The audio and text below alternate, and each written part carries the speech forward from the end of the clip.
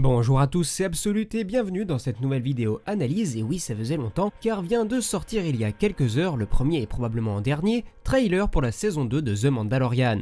Et autant vous dire tout de suite que ce qu'on peut en retirer, c'est le symbole de l'aventure, de l'action, de l'exploration, de l'humour, bref tout ce qui fait un bon Star Wars en somme. Mais trêve de bavardage et commençons dès à présent notre analyse et tentons de voir ce que nous pouvons découvrir à partir des images de ce trailer. Celui-ci commence donc dans l'espace. Nous sommes près de 2 planètes, mais je pense qu'il est assez difficile de deviner de quelle il s'agit. Et il est même fort probable que nous ne les ayons jamais vus auparavant. Mais nous pouvons néanmoins remarquer que le Razor Crest, le vaisseau de Din Djarin, le Mandalorien, a l'air d'avoir rencontré une avarie. Il y a des étincelles sur l'aile droite et plus particulièrement en provenance du réacteur. Et le sas quant à lui est assez étrangement ouvert, on peut d'ailleurs voir la lumière clignoter.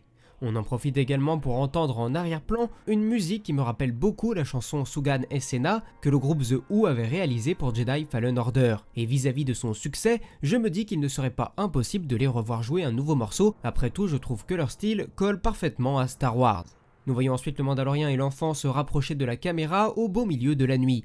Difficile là encore de deviner la planète, visiblement c'est une planète de sable, alors peut-être qu'il s'agit justement de Tatooine, même si j'ai encore évidemment des doutes. Ces lumières au loin peuvent nous laisser penser qu'il y a une ville à l'horizon, je trouve donc que ça peut ressembler à l'idée qu'on pourrait se faire de par exemple Mos Espa de l'épisode 1, mais la nuit. Même si j'admets que c'est vraiment très sombre et que le décor suivant ne correspond pas totalement à l'idée qu'on pourrait se faire de Tatooine. Mais si on augmente la luminosité, j'ai d'ailleurs l'impression de voir de nombreuses espèces de tags, de graffitis sur les murs, mais on peut aussi distinguer de nombreuses tours au loin. On entend d'ailleurs en arrière-plan la leader des Mando qu'on voyait dans la saison 1 expliquer à Din qu'il doit s'occuper de l'enfant en attendant de retrouver des gens comme lui, un dialogue qui s'était déjà produit lors du dernier épisode de la saison précédente. L'occasion pour nous de comprendre que cette mission de recherche va probablement être au centre de cette deuxième saison.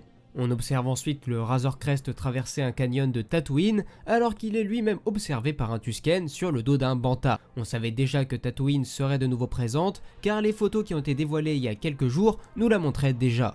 Nous pouvons ensuite voir le Mando débarquer sur une planète enneigée, sachant qu'il doit probablement être à la recherche des Jedi, mon choix se porterait plutôt sur Hoth ou sur Ilum, la planète sur laquelle les Jedi allaient récupérer le cristal Kyber leur permettant d'alimenter leur sabre laser, et qui est accessoirement une planète normalement contrôlée par l'Empire à cette période, ou tout du moins un peu auparavant, et qui deviendra plus tard la base Starkiller du réveil de la Force. Mais on peut également imaginer qu'il s'agit de Hoth, car après tout, Luke Skywalker s'est déjà trouvé sur cette planète par le passé, et c'est notamment sur celle-ci qu'il a appris grâce à Obi-Wan qu'il devait partir à la recherche d'un certain Yoda, une mission qui se rapproche forcément de celle de Din Djarin avec l'enfant.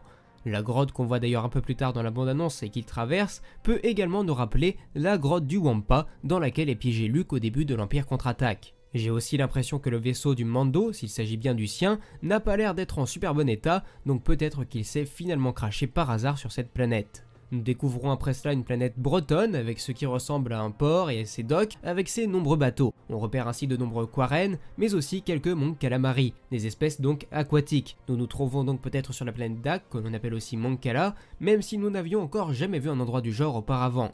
Mais après tout, cela ne serait pas totalement déconnant, car les Mon Calamari étaient déjà mentionnés par Greef Karga dans la saison 1 via leur devise monétaire.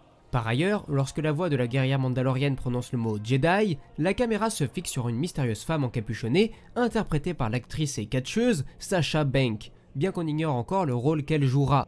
Possiblement quelqu'un qui aura un rapport avec les Jedi vu la situation, mais certains théorisent déjà sur le fait qu'elle pourrait jouer le rôle de Sabine Wren, qui a travaillé avec Ahsoka Tano pendant un certain temps.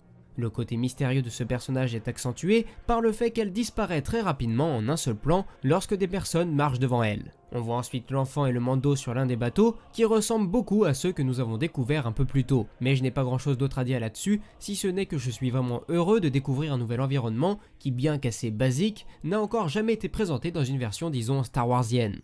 On retrouve ensuite le Razor Crest escorté par 2 chasseurs X-Wing qui seront fort probablement associés à la Nouvelle République, mais leur entente ne devrait être que de courte durée car on les voit d'abord ouvrir leurs ailerons puis ensuite pourchasser le vaisseau du Mando à travers les nuages. Toutefois, ceux-ci n'ont pas l'air de leur vouloir trop de mal car ils n'utilisent pas leurs canons. On peut alors penser qu'ils cherchent plutôt à les intercepter, mais la raison nous est évidemment encore inconnue. On retrouve ensuite et enfin, j'ai envie de vous dire, Greef et Cara Dune sur Nevarro, la planète sur laquelle se concluait la saison 1. Leur look a d'ailleurs légèrement changé, mais cela se remarque surtout chez Greef, avec une barbe blanche et une tenue disons un peu plus raffinée, avec de l'orange et du rouge. Nous avons ensuite la possibilité de voir des chasseurs-taille de classe Outland, les mêmes que celui du Moff Gideon dans la saison 1. Nous pourrons après cela observer des Stormtroopers courir dans un couloir qui fait donc très impérial, donc difficile de savoir s'il s'agit d'une base ou d'un croiseur. Et cette petite partie impériale se conclut avec des Scout Troopers qui à bord de leur motojet plongent dans le vide, probablement après avoir décollé de la plateforme qui se trouve sur la gauche. On peut imaginer que nous sommes toujours sur Nevarro car on peut observer une légère coulée de lave en bas du canyon, un environnement qui est donc particulièrement ressemblant avec celui de Nevarro. On peut ensuite voir le Mandalorien ressortir rapidement de l'eau, on peut imaginer que des personnages mal intentionnés vont tenter de le noyer. L'environnement qui l'entoure me laisse évidemment penser qu'il y a un rapport avec le lieu marin qui nous a été présenté un peu plus tôt. On voit ensuite Din Djarin utiliser son jetpack pour la première fois dans le trailer, j'imagine que cette scène se rapproche de celle avec les Scout Troopers car le lieu semble parfaitement correspondre avec cette grande crevasse et quelques traces de lave par-ci par-là. Après cela, de nombreux plans vont s'enchaîner, un sur la planète avec les graffitis où le Mando semble libérer une personne qui est attachée à un lampadaire par les pieds, un autre le Mando rentre dans une fine crevasse sur une planète enneigée, et le Razor Crest en flammes qui s'écrase, peut-être que j'avais raison précédemment quand je vous disais que son vaisseau semblait en piteux état et qu'il s'était probablement crashé.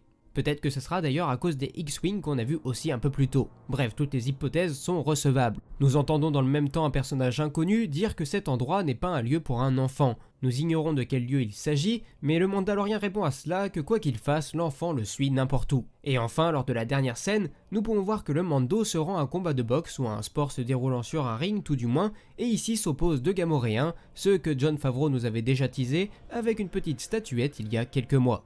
Din s'y rend probablement pour parler avec le personnage Cyclope, mais ils sont interrompus par d'autres personnages humains. Le Mando s'apprête à répliquer en utilisant les anges siffleurs, je crois que c'est le nom de cette arme, mais je me trompe peut-être, qu'il utilisait déjà dans la saison 1.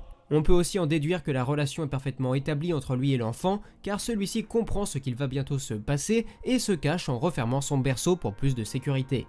Nous voyons ensuite dans un dernier plan le Mando jeter une lame sur l'un de ses adversaires qui doit être un Zabrak, et le trailer se conclut évidemment sur un subtil « Telle est la voie ». Même si je pense que ça s'est rajouté au montage pour le style de la bande-annonce, car sinon j'aurais du mal à comprendre ce que ça vient faire après un combat. Mais bref, je ne sais pas ce que vous en avez pensé, mais personnellement j'ai beaucoup aimé ce trailer. Il y a encore beaucoup de mystères, pas de traces des personnages tels que Gideon, Rex, Ahsoka ou bien encore Boba Fett, mais après tout tant mieux, la hype est déjà présente et ça sera encore mieux de découvrir si les rumeurs sont avérées lors de la diffusion des épisodes. En attendant, on va explorer de nouveaux environnements, les visuels ont l'air plutôt jolis et j'ai l'impression que contrairement à la saison 1, tous les épisodes vont vraiment se suivre et être connectés. Mais voilà, en gros retenez juste que je suis hypé et surtout en manque de Star Wars, mais heureusement nous avons également Squadron le jeu vidéo qui sort prochainement pour nous aider à patienter tranquillement. Bref, sur ce, je pense que j'ai assez parlé. Si la vidéo vous a plu, n'hésitez pas à la liker, à la partager, à la commenter et à vous abonner à la chaîne pour ne rien manquer des futures vidéos. Si vous souhaitez me soutenir, vous pouvez aussi cliquer sur le bouton rejoindre qui se trouve juste en dessous de la vidéo et vous pouvez aussi vous rendre sur mes pages Utip ou Tipeee que vous trouverez dans la description. Et enfin, moi il ne me reste plus qu'à vous dire à la prochaine, c'était Absolute et que la force soit avec vous. Ciao.